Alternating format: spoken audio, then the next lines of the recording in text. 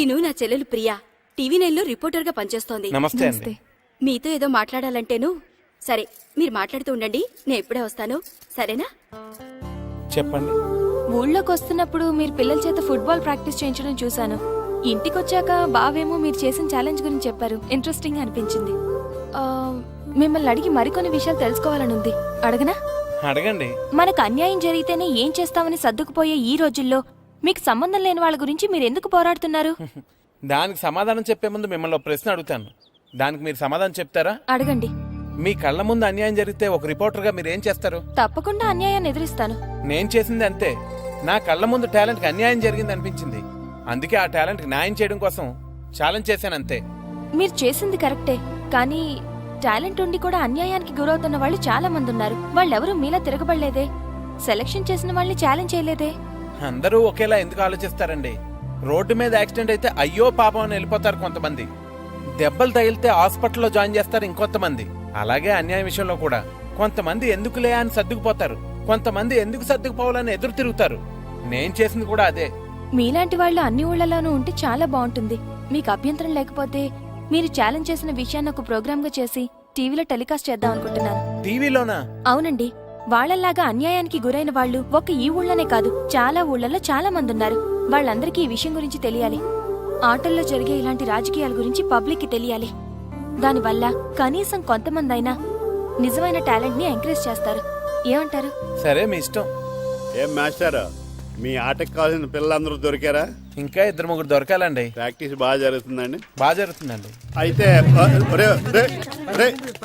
ఒరే అందరికి ఒకేసారి అర్జెంట్ అయిపోయిందా? అర్జెంట్ కాదండి, బాబు చెరువులో పడిపోయాడు. అవునా? తప్పకుండా రా. బాబు పడిపోయాడు అంటే ఎవడో చిన్నపిల్లడు పడిపోయాడు అనుకున్నాను. ఈడే పడిపోతా. ఇంత ముసలాయన పడిపోతే బాబు పడిపోయాడు అన్నారేంటండి? ఈడి పేరు బాబులేండి, మన కర్మ కొద్దిని. చిన్నపిల్లల చెరువులు ఎందుకు పడ్డారా? నేను పడలేదు, ఈత నేర్చుకుందాం కదా అని చెరువులో దిగితే మునిగిపోయాను. ఈ వయసులో నీకు ఈత అవసరమా? 2012లో జలప్రలయం వచ్చి భూమి అంతా మునిగిపోతుందంటగా. ఈత వస్తే బతకచ్చు కదా అని. ఇంతకాలం బతికే ఇంకా ఏం పీకుదామని? నీకు పెళ్ళం పెట్టాకలు కూడా లేవు కదా. ఒరే, ఈ ఎవడు రక్షించాడో మళ్ళీ వాళ్ళ తోసేంట చెరువులో. మొత్తం అంతా రౌండ్ గా నిలబడండి.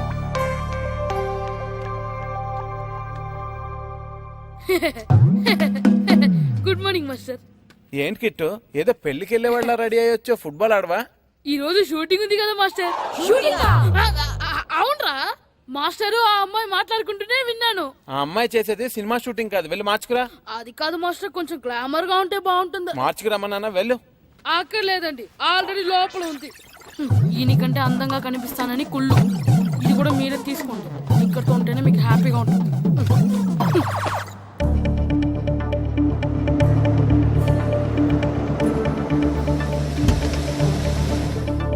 మీరు ఎక్సర్సైజ్ కంటిన్యూ చేయండి.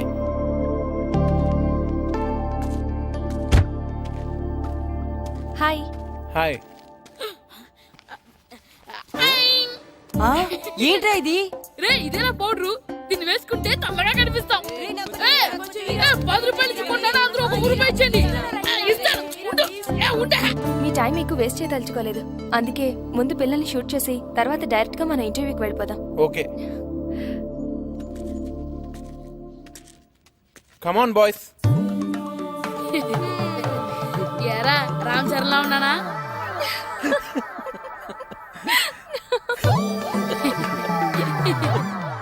ముఖాలండి ఆ పౌడర్ ఏంట్రా, తుడుచుకోండి. ఈ గ్లామర్ కూడా పోగొట్టేసరే. అందరూ వరుసగా నించోండి. నిలబడండి రా. సుధీర్, పిల్లలందరినీ వరుసగా షూట్ చేయి. ఓకే.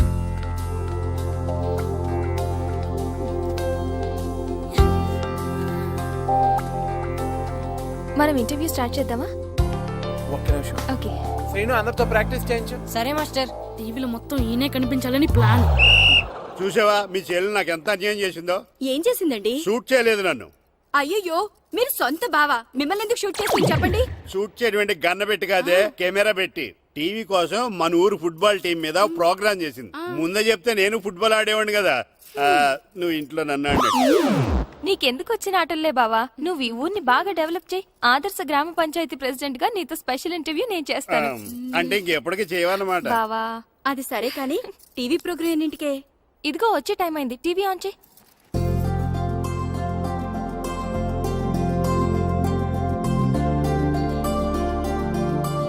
అదిగో అదిగో మనోడు. టీవీ9 ప్రేక్షకులకు నమస్కారం. మా అబ్బాయి క్రికెట్ బాగా ఆడతాడు. టీంలో ప్లేస్ దొరికితే సచిన్ అంతటోడు అయ్యేవాడని ఒక తండ్రి. మా అమ్మాయి టెన్నిస్ బాగా ఆడుతుంది.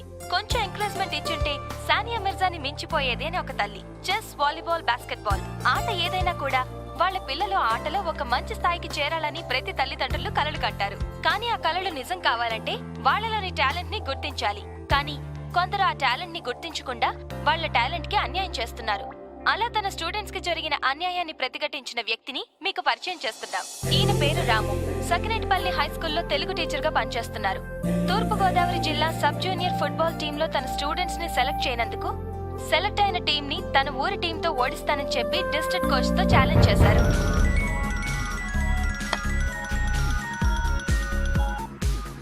హలో సార్, నేను సురేష్ మాట్లాడుతున్నాను. టీవీ చూస్తున్నారా? చూస్తున్నారా? FTV చూస్తున్నా. చెప్పు. టీవీ తర్వాత చూడొచ్చు, ముందు టీవీ నేను చూడండి సార్.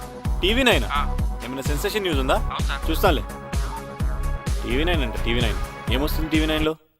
రాము గారు, మీరు ఈ ఛాలెంజ్ చేయడానికి కారణం? నిజమైన టాలెంట్ ఓడిపోకూడదని. అంటే సెలెక్ట్ అయిన టీంలో టాలెంట్ లేదంటారా? సెలెక్ట్ చేయాల్సినంత టాలెంట్ మా వాళ్ళలో ఉందంటున్నాను. నిజంగా అంత టాలెంట్ ఉండుంటే మరి మీ వాళ్ళు ఎందుకు సెలెక్ట్ కాలేదు? ఈ ప్రశ్న అడగవలసింది నన్ను కాదు, మా ప్లేయర్స్ ని సెలెక్ట్ చేయని కోచ్ అజయ్ అడగాలి. అయినా ఒక్క నా స్టూడెంట్స్ అనే కాదు, టాలెంట్ ఉన్న ఎంతో మంది ఇలా అన్యాయానికి గురవుతున్నారు. అన్ని చోట్ల పలుకుబడి, డబ్బుకే విలువ.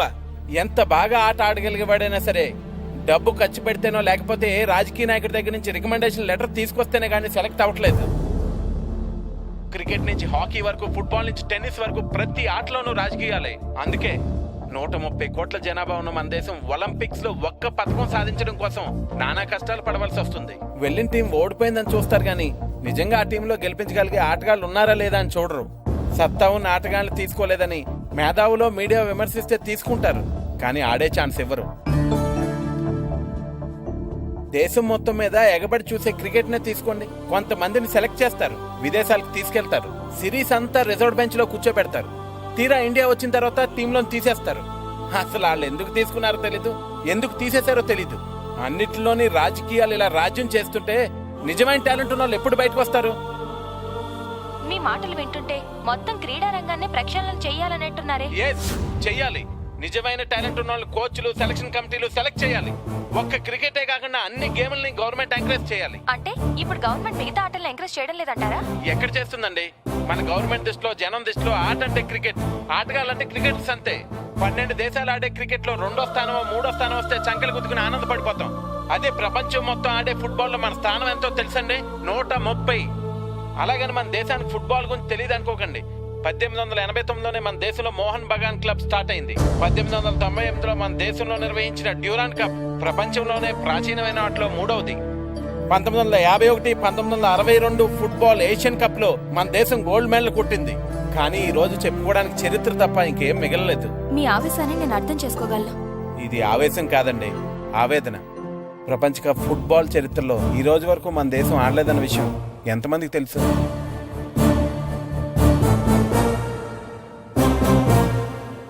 నిజానికి మన దేశంలో టాలెంట్ లేక కదండి, ఆ టాలెంట్ ని ప్రోత్సహించేవారు లేక.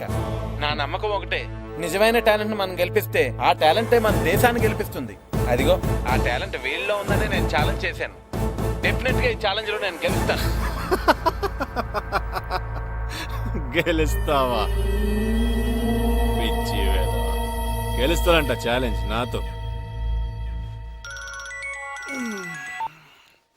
హలో, నేను ఏపీ ఫుట్బాల్ అసోసియేషన్ చైర్మన్ చక్రపాణిని మాట్లాడుతున్నాను. సార్ చెప్పండి సార్. నువ్వు టీవీ9 చూసావా? సార్ చూశాను సార్. అది నువ్వు చెప్పేది ఫోన్లో వినడానికి నేను సిద్ధంగా లేను. ఒకసారి ఇంటికి రా, నీతో మాట్లాడాలి.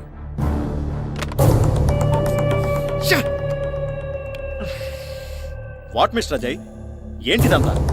నీ ఇష్టం వచ్చినట్టు ఛాలెంజ్లు చేయడానికి ఇదేమైనా నీ ఇంటి విషయం అనుకున్నావా? అది కాదు సార్, వాళ్ళ పిల్లల్ని సెలెక్ట్ చేయలేదని వాడు నోట్కొచ్చినట్టు మాట్లాడాడు. దాంతో ఎమోషన్ లో. బాధ్యత కలిగిన పోస్ట్ లో ఉన్న వ్యక్తి ఎమోషన్ ని కంట్రోల్ చేసుకోగలగాలి. ఇప్పుడు చూడు, సీన్ మొత్తం పబ్లిక్ అయిపోయింది. రేపు జరిగే మ్యాచ్ లో నీ జట్టు గనక ఓడిపోతే మన అసోసియేషన్ పరువు మొత్తం నాశనం అయిపోతుంది. అబ్బాయి అలాంటిది ఏం జరగదు సార్. నా టీంని ఓడించడం వాడి వల్ల కాదు. ఓడించలేరని నువ్వనుకుంటున్నావు, ఓడించగలరని నేననుకుంటున్నాను. ఆ ముగ్గురు పిల్లలు పెద్ద టాలెంటెడ్ కాదు సార్. నీకా పిల్లల గురించే తెలుసు, నాకు వాళ్ళని ట్రైన్ చేసే వ్యక్తి గురించి బాగా తెలుసు. మాజీ నేషనల్ ప్లేయర్ సాకేత్ రామ్ పేరు ఎప్పుడైనా విన్నావా? విన్నాను సార్. నీతో ఛాలెంజ్ చేసింది అతను.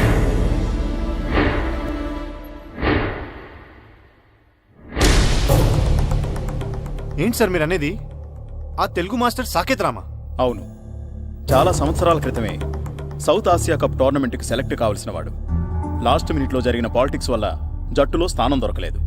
ఆ డిప్రెషన్లో ఉండగా ఒకరోజు బైక్ యాక్సిడెంట్ జరిగింది. ఆ తర్వాతే తను అలా అయిపోయాడు. బహుశా తనకు జరిగిన అన్యాయం ఆ పిల్లలకి జరగకూడదని నీతో ఆ ఛాలెంజ్ చేస్తుంటాడు. ఛాలెంజ్ చేసినంత ఈజీ కాదు సార్ నా టీం మీద గెలవడం. చూడు మిస్టర్ అజయ్, కడుపు నిండిన వాడి పోరాటానికి కడుపు మండిన వాడి పోరాటానికి చాలా తేడా ఉంటుంది. టీంలో సెలెక్ట్ అయిపోయాం కదా రిలాక్స్డ్గా మీ వాళ్ళు ఆడతారు, ఎలాగైనా సెలెక్ట్ అవ్వాలని కసిగా వాళ్ళు ఆడతారు. ఎలా ఆడినా వాళ్ళు గెలవరు సార్. గెలవకపోతే మంచిదే, కానీ ఒకవేళ నీ టీం మ్యాచ్ పోగొట్టుకుంటే నువ్వు నీ ఉద్యోగం పోగొట్టుకోవాల్సి వస్తుంది. అది గుర్తుపెట్టు. You can go now. Look boys, 15వ తారీఖు మనకి సకినేటిపల్లి టీంకి మ్యాచ్ ఉంది, తెలుసు కదా? నా కోచింగ్లో మీరు వాళ్ళ మీద ఎలాగైనా గెలుస్తారని నాకు బాగా తెలుసు. నాకు ఆ కాన్ఫిడెన్స్ ఉంది. మన టీంతో అనవసరంగా పెట్టుకున్నందుకు వాళ్ళు కళ్ళలో కూడా ఫుట్బాల్ ఆడడానికి భయపడాలి. Practice, come on. యాండి ఎక్కడికి వెళ్తున్నారు? అసెంబ్లీ సమావేశాలు. అసెంబ్లీ సమావేశాలకా? ఏం పార్లమెంట్ సమావేశాలు కలమంట? అసెంబ్లీకి పార్లమెంట్ కి మీరెందుకు వెళ్తారు? మహా అయితే పంచాయతీ ఆఫీస్కి వెళ్తారు. అది తెలుసు కదా, మరి ఎందుకు అడగటం? బుద్ధి తక్కువై. అది ఉంటే కదా ఎక్కువ తక్కువ తెలడా.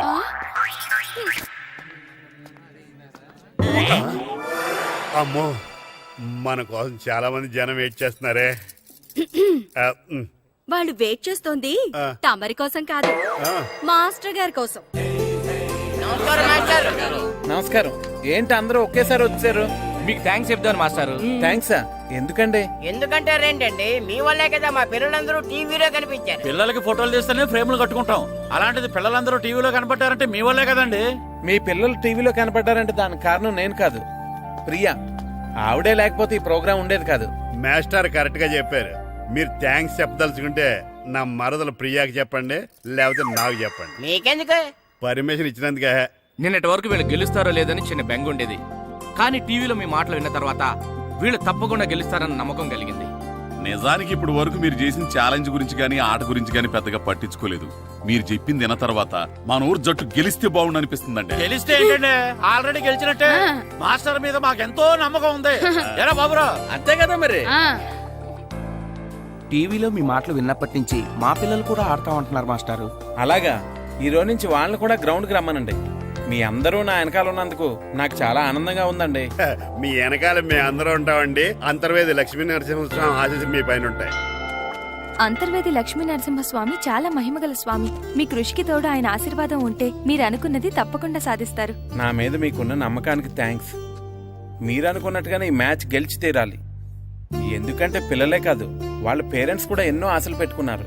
కానీ అదేంటి కానీ అంటున్నారు? గెలుపు మీద మీకు నమ్మకం లేదా? నమ్మకానికి నమ్మకం నిజమవటానికి మధ్య చాలా తేడా ఉంటుందండి. మనం గెలవాలంటే మనం బలం గురించి తెలుసుకుంటే సరిపోదు, అవతలి వాళ్ళ బలం బలహీనతల గురించి తెలుసుకోవాలి. ఓస్ అంతే కదా, ఆ సంగతి నాకు వదిలేండి. అవతల టీం ఎలా ఉంది, ఎలా ప్రాక్టీస్ చేస్తుందన్న సంగతి నేను తెలుసుకుంటాను. మన వాళ్ళు ప్రాక్టీస్ మీరు చూసుకోండి, సరేనా? Good shot, keep it up.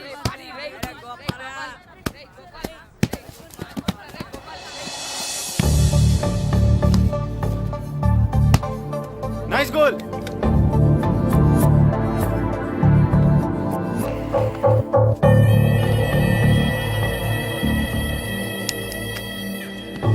రేయ్ ఆప్రా. అవును నువ్వే కదా పంతులు చెప్పిందంతా షూట్ చేసి టీవీలో టెలికాస్ట్ చేయించింది? అవును నేనే. అయితే ఏంటి? ఏంటా చేసిందంతా చేసి ఎంత ధైర్యం ఉంటే నా గ్రౌండ్ లో అడుగు పెడతారే? మీది మీదకి వస్తున్నావేంటి? ఎరా బాడీగాడా? దీని బాడీగాడా నువ్వు? ఏయ్ ఏదైనా ఉంటే మాట్లాడు, అనవసరంగా చెయ్యెత్తకు. ఎత్తితే ఏం చేస్తావే? మేమెవరో తెలుసా? మీడియా. చా నిజంగానా? అవును అసలు నువ్వు ఇక్కడికి ఎందుకు వచ్చావు? ఓకే ఓకే ఓకే ఓకే, నేను నా టీంకి ఎలా ట్రైనింగ్ ఇస్తున్నానో చూసి షూట్ చేసి వాడికి చూపించడానికా? చూపించినంత మాత్రాన వాడు గెలిచేస్తాడా? నన్ను నా టీంని గెలవడం అంత ఈజీ కాదు. షూట్ చేయరా. ఏంటి ప్రియా వీళ్ళందరినీ పిలిచావు? మళ్ళీ టీవీలో ఏమైనా ప్రోగ్రామ్ వస్తుందా? చూడండి మీకే తెలుస్తుంది. యాండి ఆ, ఇక్కడికి వచ్చి చూడొచ్చు కదా. ఆ, నువ్వు చెప్తావని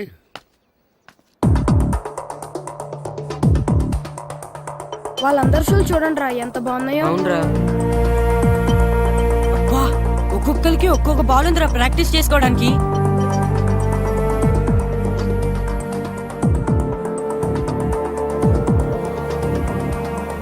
వాళ్ళు చేసే ప్రాక్టీస్ మాస్టర్ ఒకరు చూపిస్తే సరిపోయేది కదా, మా అందరికి చూపిస్తే ఎందుకు? రేయ్ మాస్టర్, నాతో ఛాలెంజ్ చేసిన విషయం అందరికీ తెలిసిపోయిందని మురిసిపోకు. రేపందరి ముందు ఓడిపోవడానికి రెడీగా ఉండు.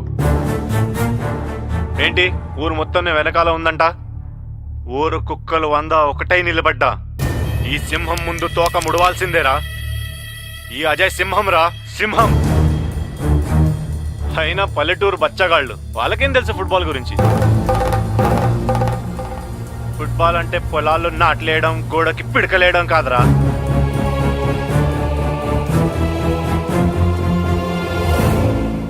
అప్పుడు ఛాలెంజ్ కాదు, ఇప్పుడు మళ్ళీ ఛాలెంజ్ చేస్తున్నా. నీకు మీ ఊరు వాళ్ళకి దమ్ముంటే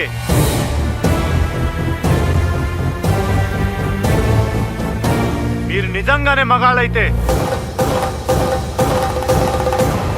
వచ్చిన టీంని ఓడించండి రా.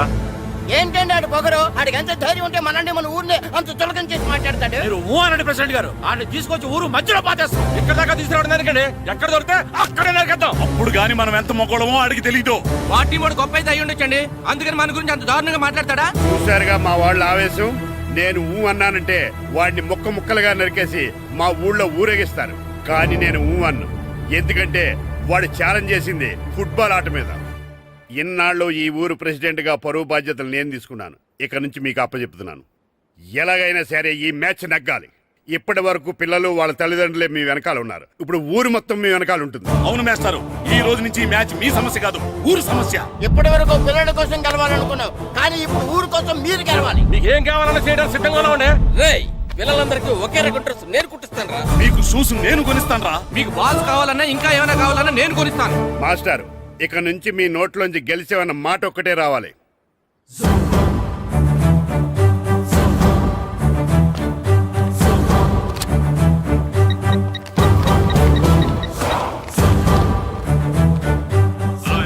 రాము ఫ్రమ్ సకినేట్పల్లి.